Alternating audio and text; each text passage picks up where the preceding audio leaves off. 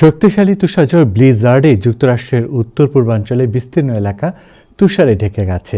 সোমবার দুপুরের দিকে ঝড়টি নিউ ইয়র্ক অতিক্রম করে নিউ ইংল্যান্ডে আঘাত হানে, যেখানে বহু স্থানে 2 ফুটেরও বেশি তুষারপাত রেকর্ড করা হয়েছে। New York city mayor Zohran Mamdani জানিয়েছেন, শহরের ঝড়ের সবচেয়ে খারাপ সময় পেরিয়ে গেছে। সেন্ট্রাল পার্কে সোমবার দুপুর পর্যন্ত 19.7 ইঞ্চি তুষারপাত রেকর্ড করা হয়েছে, যা শহরের ইতিহাসে অন্যতম বড় তুষার ঝড় হিসেবে মনে করা হচ্ছে। অন্যদিকে লং আইল্যান্ডের প্রভিন্সে পরিস্থিতি আরও ভয়াবহ রূপ নিয়েছে। সেখানে প্রায় 33 ইঞ্চি পর্যন্ত তুষারপাত হয়েছে, যা কয়েক দশের রেকর্ডও ভেঙে দিয়েছে।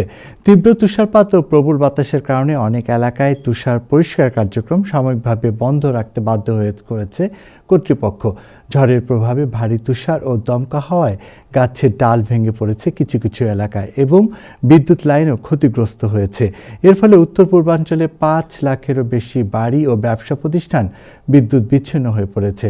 শুধুমাত্র ম্যাসাচুসেটসে প্রায় 3 লাখ গ্রাহক বিদ্যুৎহীন রয়েছে। ম্যাসাচুসেটসের বার্নস্টেবল কাউন্টিতে 85% বেশি বাসিন্দা বিদ্যুৎ বিচ্ছিন্ন হয়ে পড়েছেন।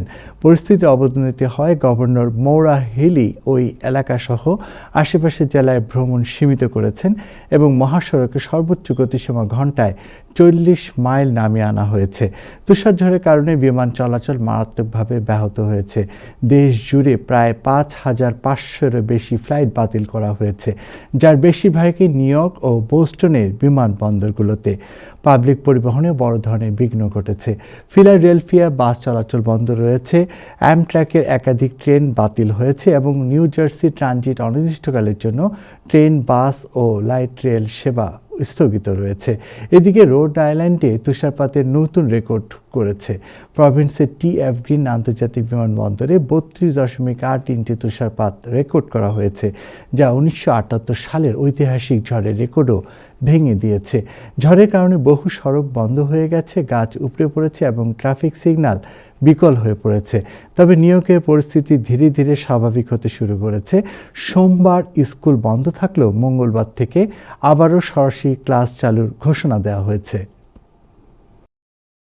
থেমে গেছে তুষারপাতের ভয়াবহ তাণ্ডব, ভয়ঙ্কর এই তুষারপাত বেশ কয়েক বছর পরে জনজীবনকে বিপর্যস্ত করে তুলেছে। 13 ইঞ্চি থেকে 18 ইঞ্চি, কোথাও 2 ফুট পর্যন্ত তুষার জমে আছে। আমি যে জায়গায় আছি লং আইল্যান্ডের বেলি স্ট্রিম এলাকায়, সেখানে বাসা বাড়ির সামনে রাস্তাঘাটে 13 ইঞ্চি, 15 ইঞ্চি, 18 ইঞ্চি পর্যন্ত এই তুষারপাত জমে আছে। এই প্রাকৃতিক এই দুর্যোগ বেশ কয়েক বছর পরে আসার পরে জনজীবন এতটাই বিপর্যস্ত হয়ে পড়েছে, স্কুল কলেজ বন্ধ করে দেওয়া হয়েছিল এবং অধিকাংশ ফ্লাইট বাতিল করা হয়েছিল। রাস্তাঘাটে যান চলাচল বন্ধ ছিল। I am grateful for our tireless agency teams who have been working non-stop to prepare our city for this blizzard and to keep New York running. This has been a full-force winter weather response operation with 2,600 sanitation workers deployed on every 12-hour shift. I hope our students enjoy their snow day today and stay warm and safe throughout, but I do have some tough news to share. School will be in person tomorrow. You can still pelt me with snowballs when you see me. Alternate side parking will be suspended through the week. NYC Ferry remains suspended for the rest of today, while the Staten Island Ferry is running half-hour service through the day.